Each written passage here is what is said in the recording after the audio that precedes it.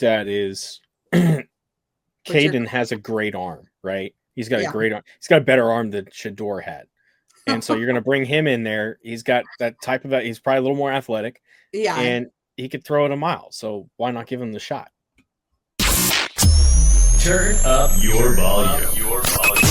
Because you're about to listen to The Sick Podcast. Draft Digest. The sickest NFL draft and scouting podcast. It's gonna be sick.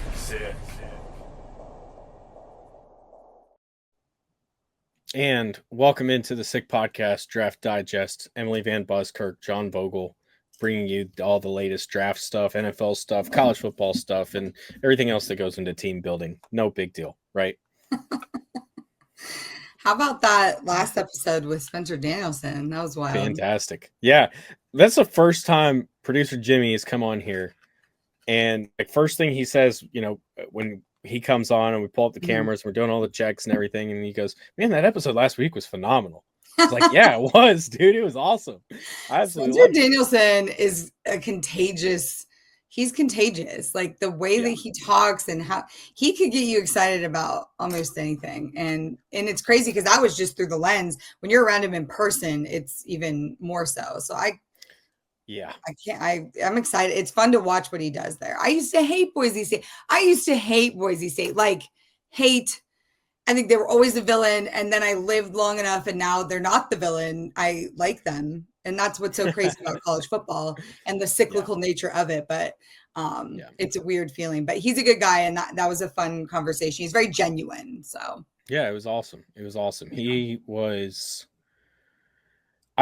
That's the thing that always struck me about him is how genuine he is. Mm-hmm. You know, especially after they won the Mountain West Championship last year, watching him go up there and accept the trophy, and the speech that he kind of gave there, I thought that was absolutely phenomenal. But there's very few people that you run into in football, really in any industry in general, that you have a conversation with them and you're like, oh man, I'd drop everything and go work for that guy. You know what I mean? I went through a wall for them. Yeah. Yeah, exactly. Yeah. I think Marcus Freeman's up there. Okay. Nick Saban's probably up there. And I think I could put Spencer Danielson on that list. Absolutely. Danielson's on there. Absolutely. Okay. Yeah. Well, you're going to hate this one, but I would run through a wall for the Navy head coach, Brian Newberry. And probably actually the former one too, Ken Niumatalolo, because they're like fiery that. Guys. Yeah. Yeah. You got to be fiery to go to a military school. They are like Newberry they're both more quiet though. They're not like Spencer's like pretty outspoken and he's very media savvy. I think Coach Newberry's a little quieter and Coach Ken too, but when you get them going, they're just guys like that. You get a feel anyways. Yeah. This should be an interesting list of college football coaches that you would run through a wall for. Coaches in general. That's the thing. Coaches in general. Yeah. We just want to touch on something here before we get into the stuff. We got the Shrine Bowl 1000 to talk about. We got Shemar Stewart signed his contract, so now there's no more holdouts from draft picks. They're all signed. But yesterday, as of recording, Monday afternoon, we had a pretty horrific incident that happened in New York NFL offices where a live shooter went in, started shooting people in staircases, moved up many floors, supposedly targeting NFL employees. Not a lot is super clear, and I don't want to get bogged down in the details, but what I do want to say is the one thing that is beautiful about the NFL is that the NFL is a family. Everybody who is involved in the sport is reaching out to all these people with support. They're going to bring everything that they've got. It's all 32 clubs, fan bases included. And everybody is that guy. I guarantee that guy that's or that person that's currently in the hospital that is in critical condition, from what I understand, is probably the most prayed for person in America right now. And we're going to continue to add our thoughts and prayers to the victims, the families that were impacted by this awful event, and continue to bring this support in any way that we could possibly do it. Yeah, agreed, 100%. My best friend works out of those offices, and it hit very close to home last night. And I'm just so grateful that she's okay, and that our other friends are okay, and they're safe, and they're physically okay. Obviously, mentally, it's taken a toll on a lot of people, Yeah. but definitely sending all of the love and support to the victims' families, because it's awful to go into your place of work and just be wanting to leave and walk into the lobby and have something like that happen. So I hope that they get resolution on this, and that they figure out really what was going on. So, but you're right, they will band together. They're very strong, and it's tough. Yeah. People close. This is it's becoming a common thing across the country. I know that we're, as a country, exploring a lot of different ways we can address this. And I don't want to necessarily discuss that on the podcast, but we're going to find a way to fix this, to figure this out.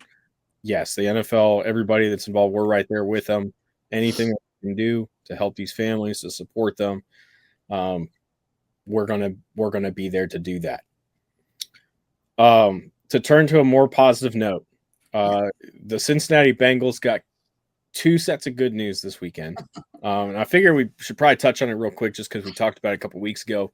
Yeah. With the possibility of Shemar Stewart going back to Texas A&M, and foregoing his,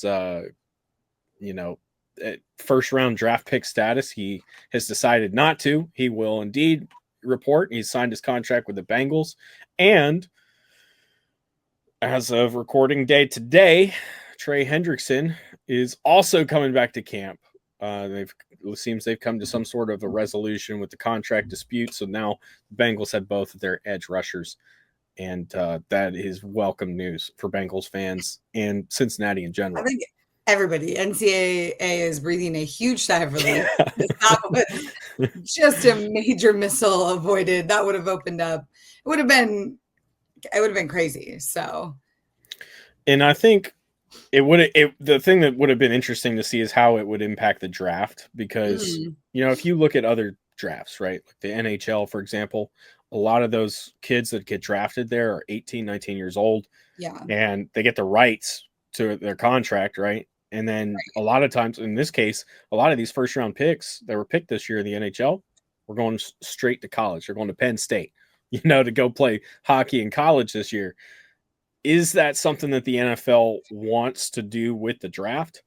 Or do they want it to be this standalone event that kind of separates themselves from all these other sports? The NBA, typically they bring their guys in, but it's 15-man teams. A lot of your top players are playing 15, 20 years. It's very difficult to, with 2 rounds, get really excited about it, especially when you kind of get outside that top 10. It's like, okay, is this guy going to play this year? Maybe not, probably not. And then you got the, baseball, which is the forever draft, 25 rounds, I think. And those guys, you're not going to see for 3 or 4 years. So I think the NFL wants to try to keep it in this. Hey, this is what makes the NFL draft great compared to these other sports. Is the fact that, hey, these guys coming in, a lot of these guys have a chance to make an instant impact to become the next stars as soon as this year. And we see it every year, So I think that's one thing that they want to avoid. And the Bengals managed to get it done. So we're going to push this off for another year until we have another holdout next year threatening to do the same thing.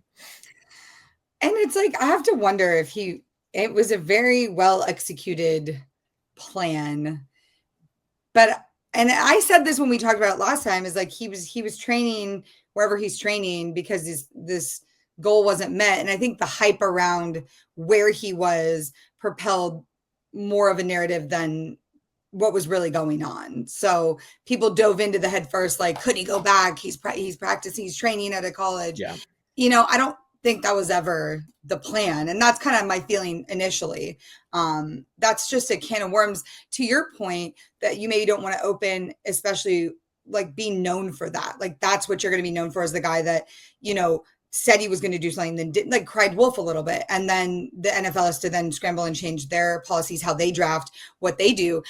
I don't know that that's the kind of legacy you want to leave. And he didn't strike me as that kind of guy. So I don't know that that was ever the plan, but I'm glad that they worked it out, and hopefully he got everything that he wanted from it. So yeah, absolutely. And it looked like a good contract deal. Yeah. So congrats to him. And hopefully now with him and Trey Hendrickson in there, that Bengals defensive front is going to be okay. Yeah. Oh, this is one of the most interesting weeks of the year for the NFL draft offseason. Not because media days. I mean, media days are fun. They're exciting. But there's not a lot of draft data that comes out of them that we can really take and apply. But this is, and this comes out every year now, ever since Mr. Eric Galco took over the Shrine Bowl. The Shrine Bowl 1000 list has debuted as of Monday morning. And I've been scouring through it and trying to get some additional insights. I mean, 1,000 players. No, it's a lot. I don't think I've ever looked at it. And you know what's funny is when you were like, oh yeah, this is what we're going to talk about today, I started, researching, and somehow by accident, I didn't get the full list. I got somebody's article on the most interesting names, like the funniest names on the list. So I'm looking down this list and it's not that long. And there are all these really weird names. And I was like, wow, the Shrine Bowl really just they're doing it different. And lo and behold, this was not correct. But I do think it's kind of funny, some of these names and some of the schools I didn't know about. And it makes me wonder. I think we're seeing more interesting names of college football players now more than ever.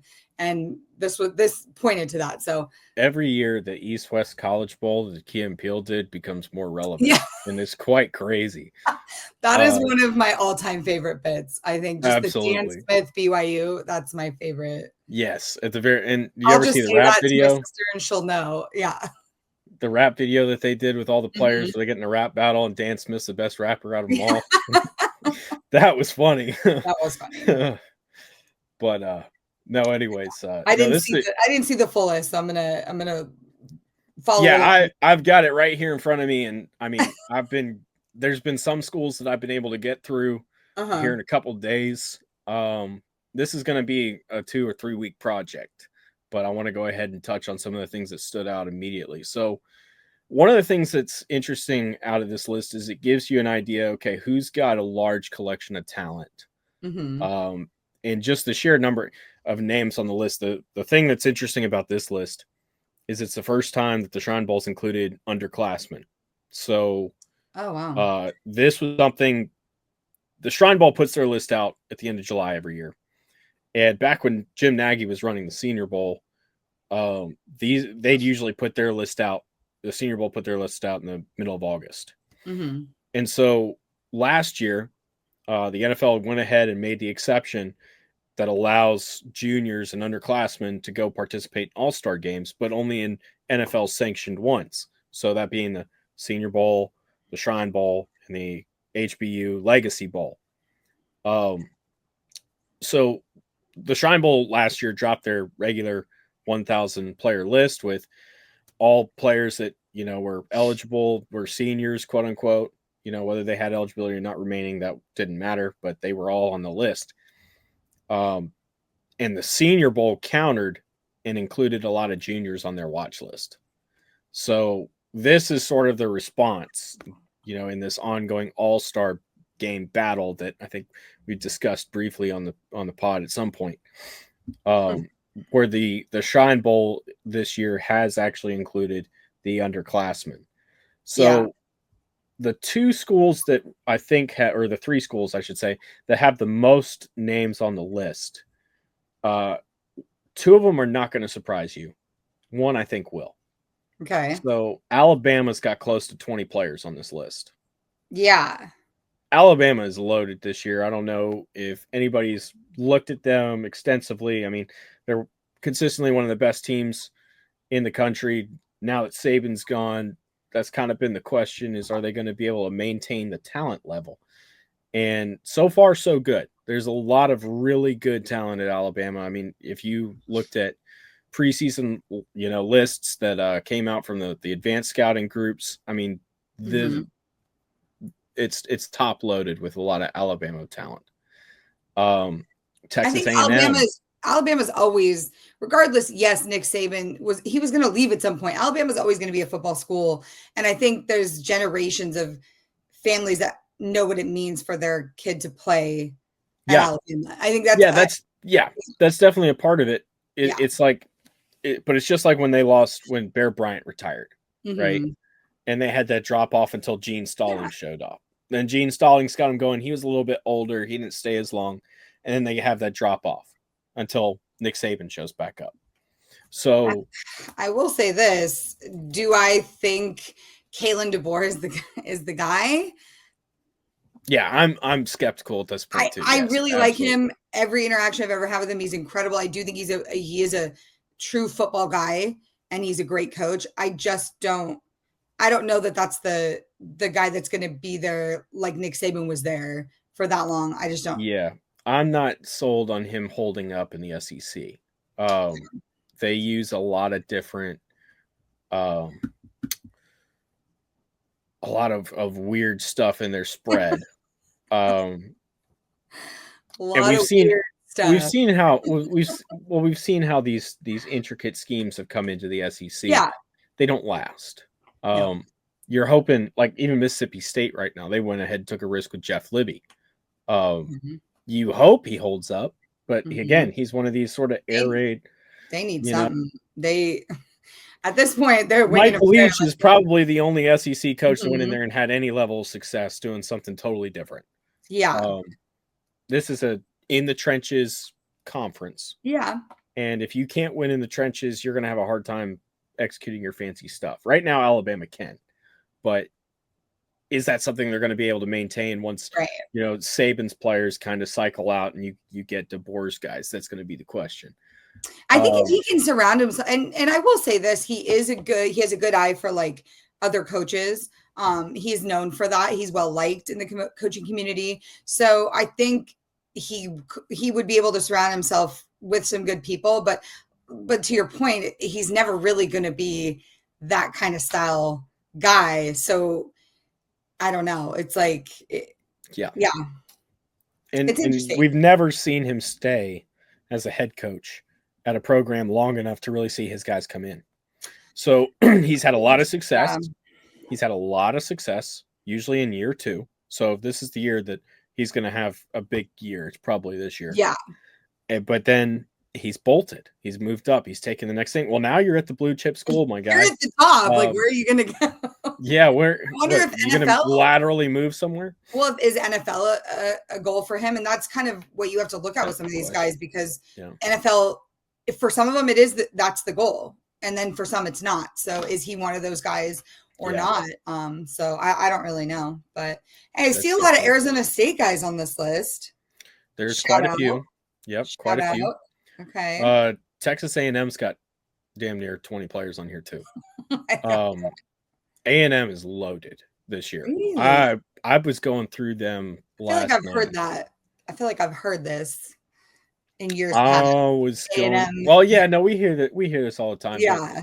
I think Mike Elko is probably the right guy for that job. Okay. I think I like Elko at A&M better than I like DeBoer at Alabama, personally. Okay. But they've got pretty much all the questions answered. They've got a young, really talented quarterback, Marcel Reed. They've got 3 running backs they can run through. Oh yeah, by the way, Emmitt Smith's son EJ's there, and he's running back 3. Oh shit! You've got a great offensive line. You've got a great defensive line. That secondary is wicked. There's pretty good linebackers there. Special teams might be a little shaky, but you are loaded across the board. You've got all your questions answered. So, and then even wide receiver, they were able to kind of answer when they brought in KC Concepcion from North Carolina State. It was a move. That guy can play. I got to tell you about going back to EJ. You know, he was at Stanford prior to A&M. Yeah, he was. So I saw him, and being a running back girl myself, and also being a Stanford fan growing up, I watched him the last couple of years. And I don't know if it was because Stanford was such a dumpster fire under Shaw at the time when he was coming in and then like went through so much turmoil, or if it was the scheme and how they were, using him, but it was underwhelming there. So, and I really hope, because, we'd see Emmett in the stands and we'd sit next to him and stuff. And it was hard to watch it because they wouldn't play EJ. I don't think they utilized him correctly. No, and they didn't. Yeah. And it was rough. The thing that's interesting about EJ, Mm-hmm. I don't think he's a draftable prospect. Okay.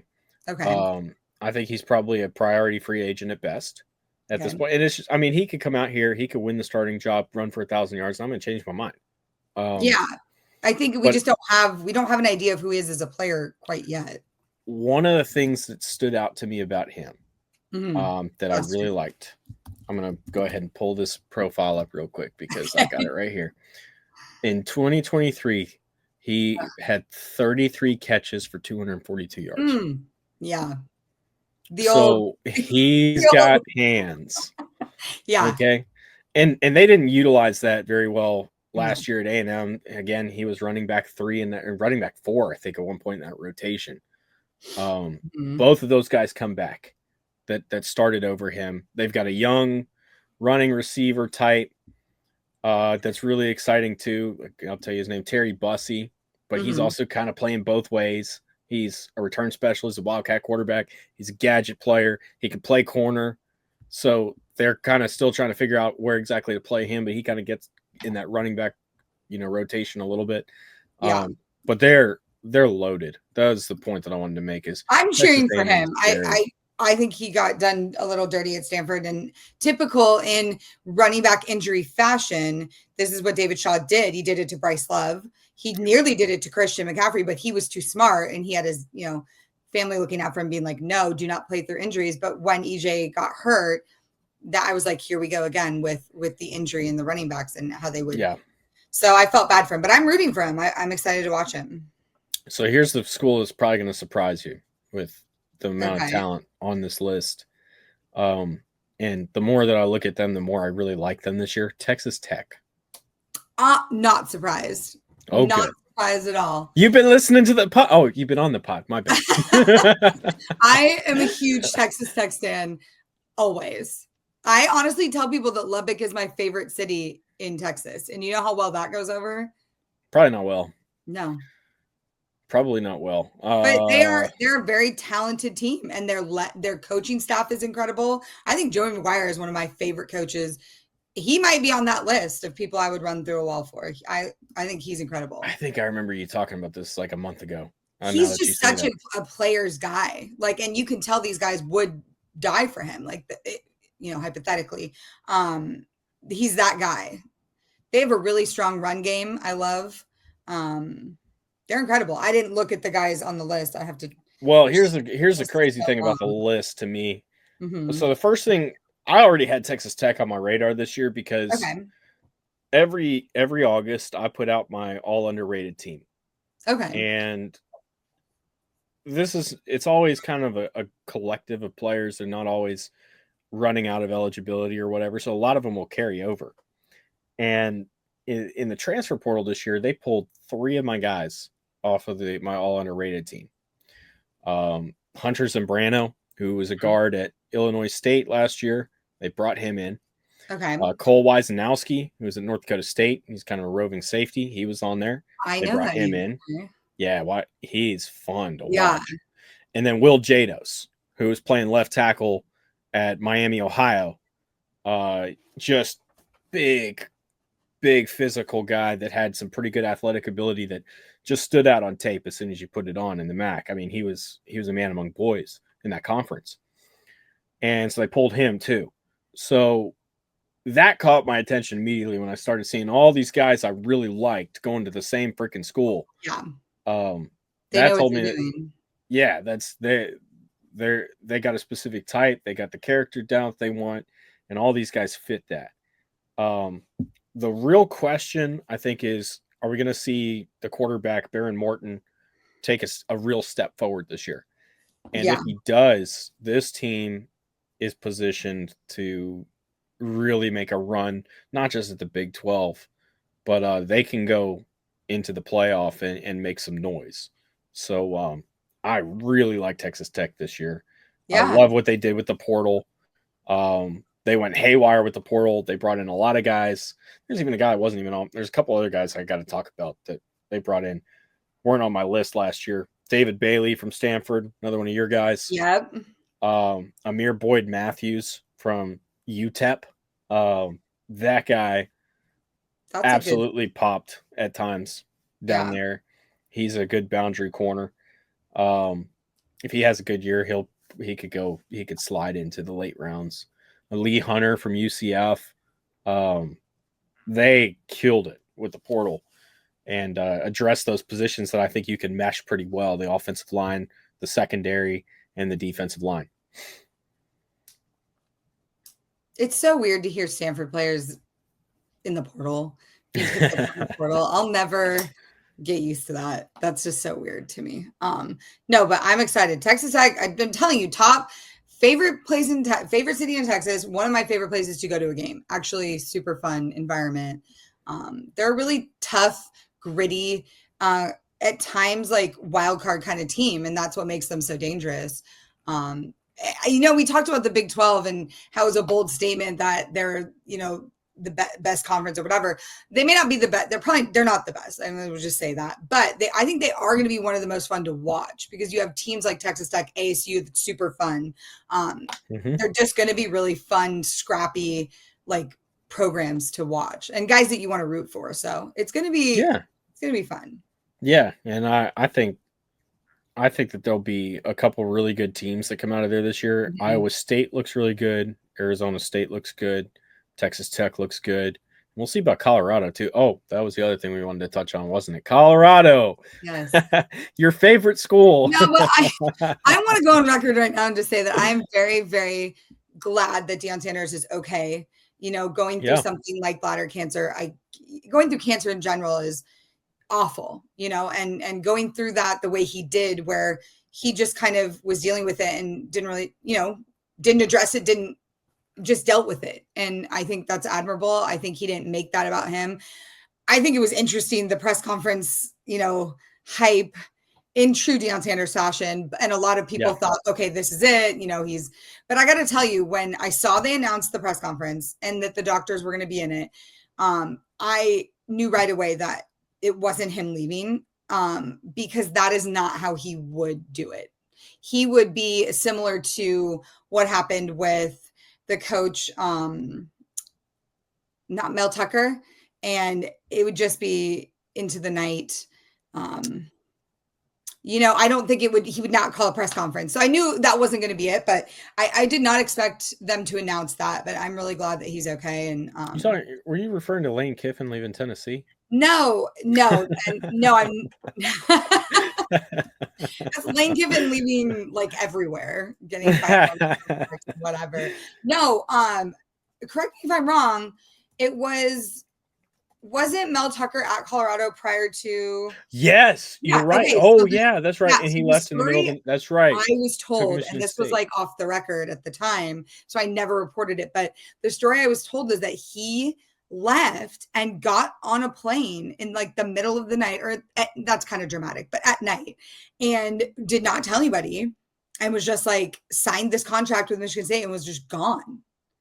And so that kind of, and I couldn't stand Mel Tucker. I'll tell you this, from day one, I was like, not the guy, and also bad dude. So when all that stuff came out about him and friend to Tracy, like not surprising at all. But that's more how I see Deion Sanders, just like going quietly into the night, like, and that was the last we ever saw of him. You know what I mean? Like that's how I feel Deion Sanders' narrative would be. So when he called the press conference, I was like, all these people saying, "Oh, we told you," they're like backdating tweets, being like, "Oh, I called it." Like, no. But I'm glad he's okay, and I'm interested to see how his goes. I did think he was leaving. Did you? But not at a press conference with his doctor. You didn't think that was? Well, that's what I thought. That's what I thought. No, I thought he was going to be leaving. There's a lot of things that Deion Sanders is, but that would not be the way that he would leave. That he wouldn't give people the satisfaction, is what I'm saying. Do you know what I mean? Yeah, He wouldn't want to face it. He wouldn't want to face the people. No, it's not that he. Yeah, no, I'm not calling him a coward. I'm not saying that he wouldn't face it. I'm saying he wouldn't give people the satisfaction of having a press conference to ask him questions, he would be like, I'm done.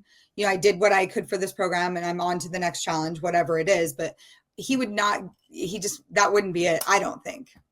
I talk like I know him. I don't know him, but just my general feeling, my gut feeling, which everybody knows Prime. My gut feeling's done well by me, but I'm glad he's okay. And I'm curious to see how this season goes, you know? I think it's going to be a really interesting year for Colorado.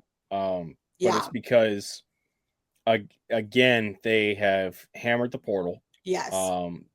That seems to be their main priority of focus every year in terms of recruiting is we're going to go ahead and hit the portal.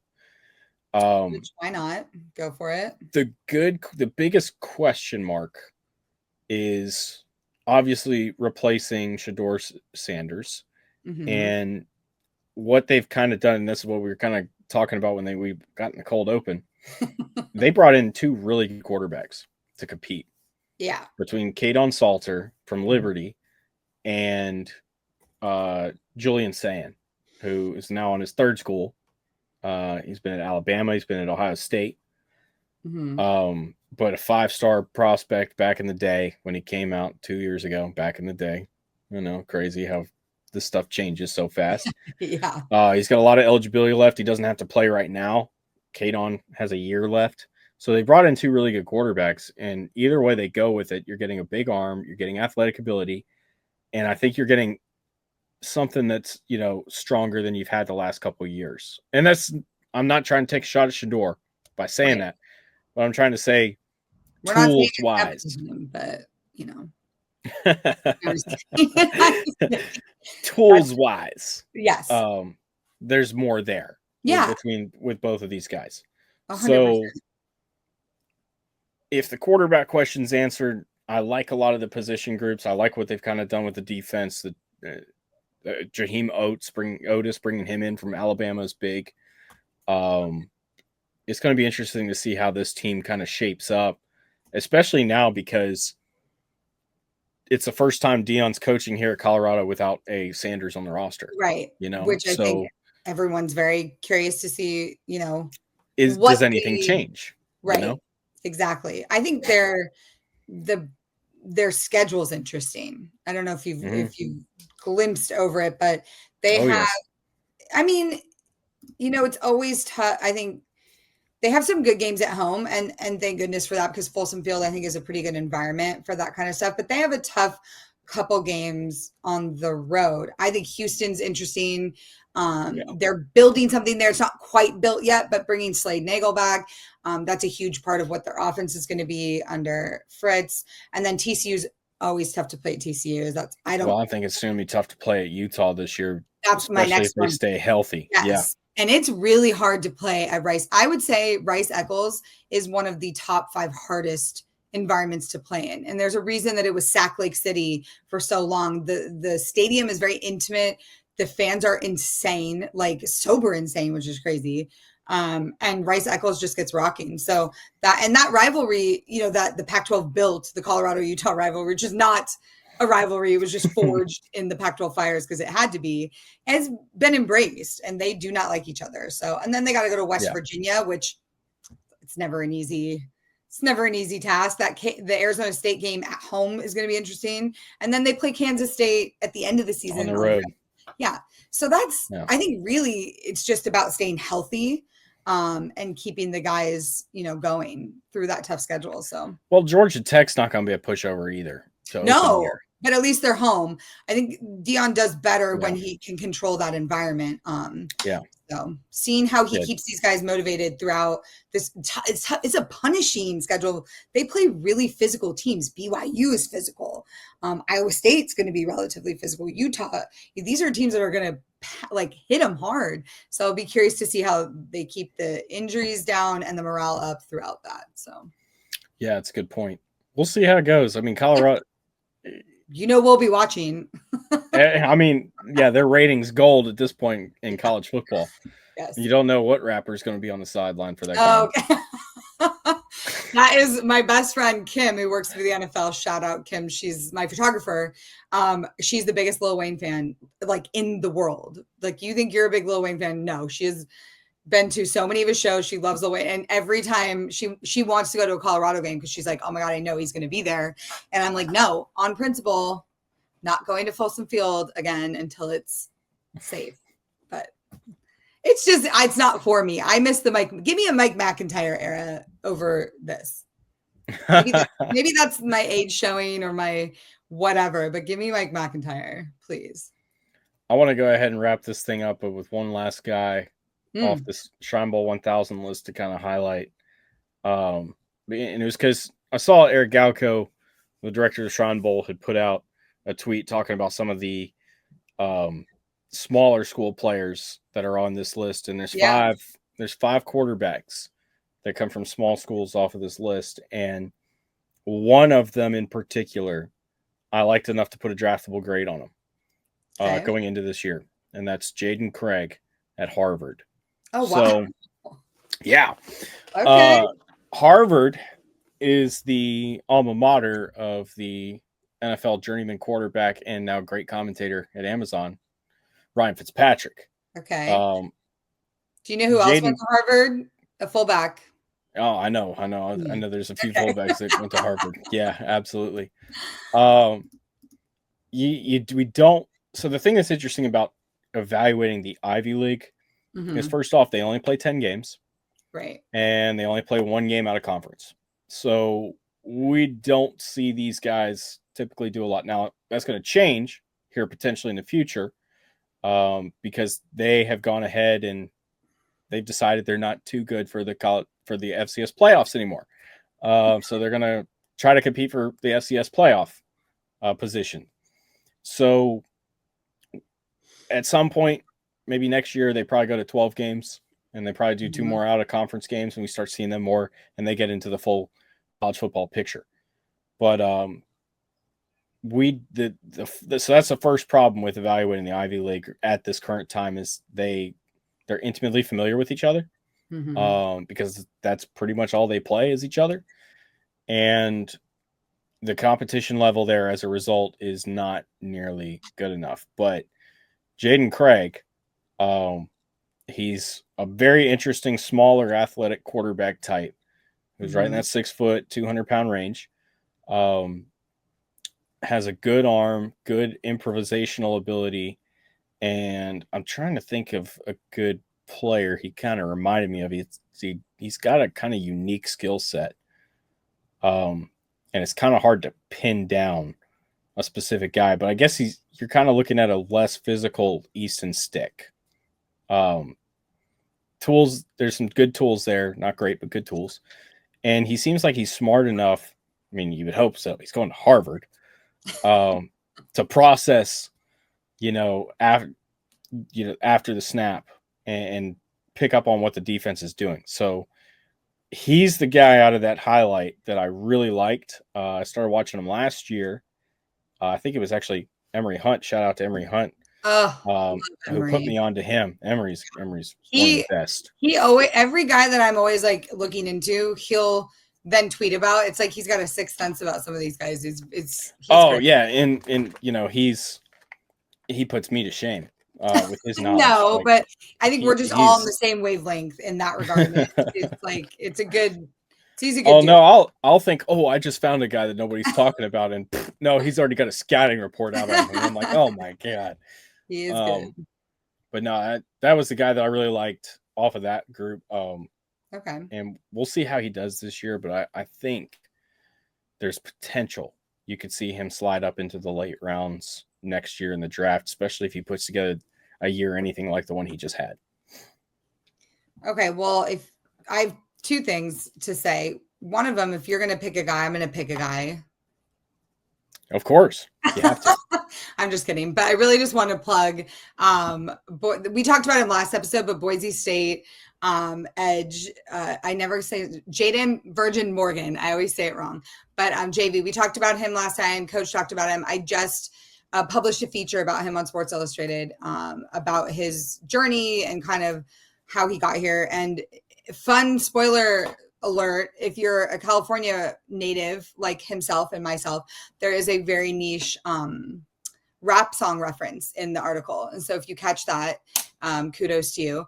But so I want to shout out JV. And then I have a question for you, John. Do you think that Blake Horvath, the Navy QB, has a shot at winning the Heisman?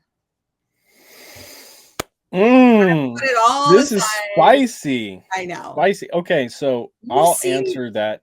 Okay. So by the time this episode comes out Wednesday morning, I will have already made my pick in Thor Nystrom's 60-team fantasy league. I've got in the division that we're playing in, we've got Navy. That was one of the schools we're picking from. I'm picking 3rd overall, and my pick is going to be Blake Horvath. So, smart. What does that tell you about what? Look, I didn't have the 3rd overall pick. I had the 5th overall pick, and I traded up for it. So, what does that tell you about how I feel?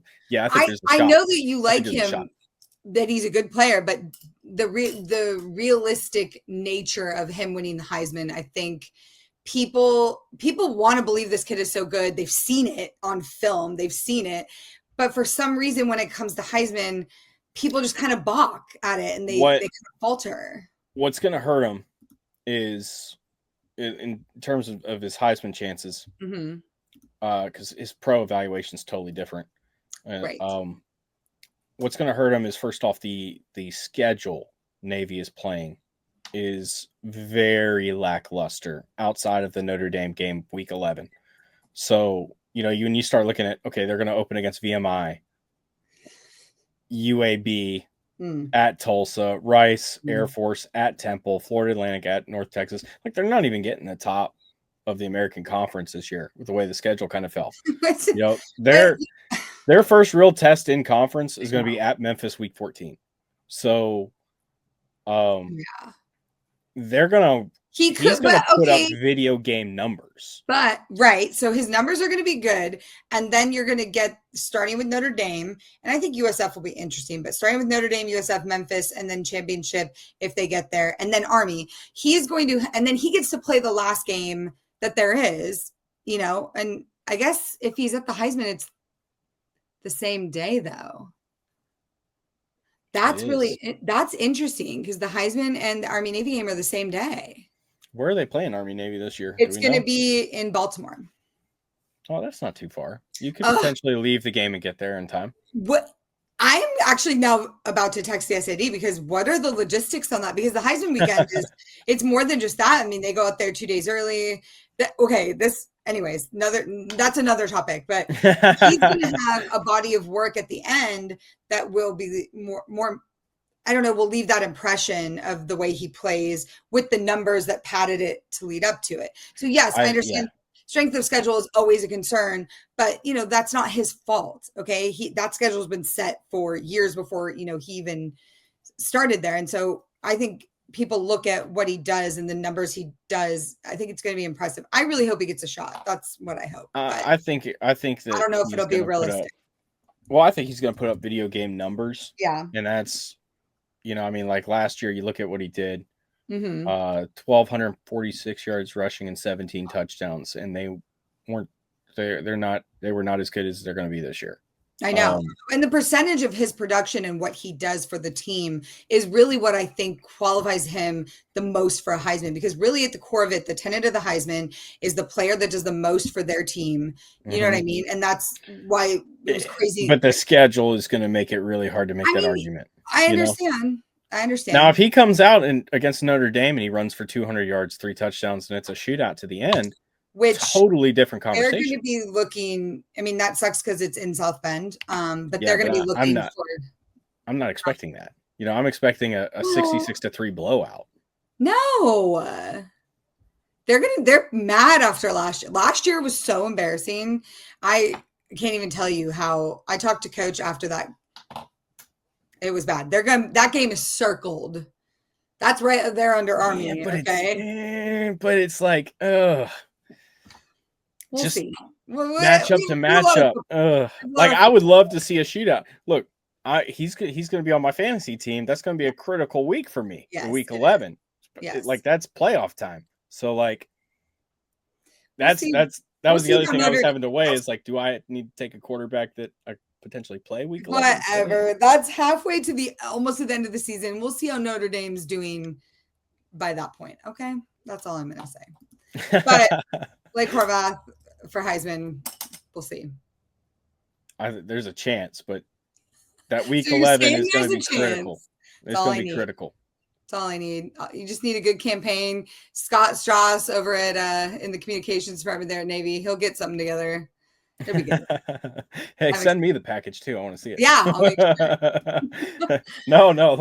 No SID. Like there's some of these SIDs that I just randomly get stuff sometimes, and I'm like, that's cool. You know what my favorite one is? I'm gonna end on this note because I have it here saved in my drawer. My Ashton Genty Heisman. Oh my! It was a video game. Oh my goodness! Isn't that cool? I'm gonna have them sign it for me at some point. But they actually sent these out in a package, like a DVD video game. It was crazy.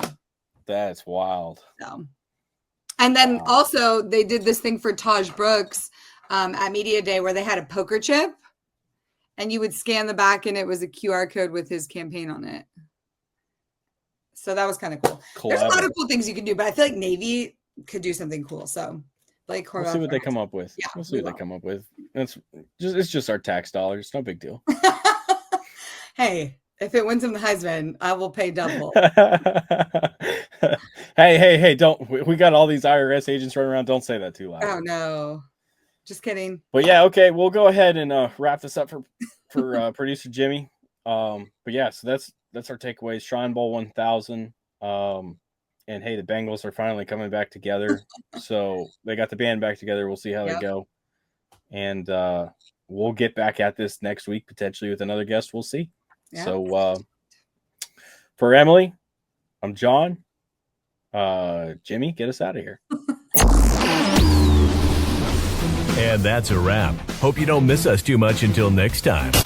Follow the Sick Podcast Draft Digest on YouTube, X, Google Play, and Apple Podcasts.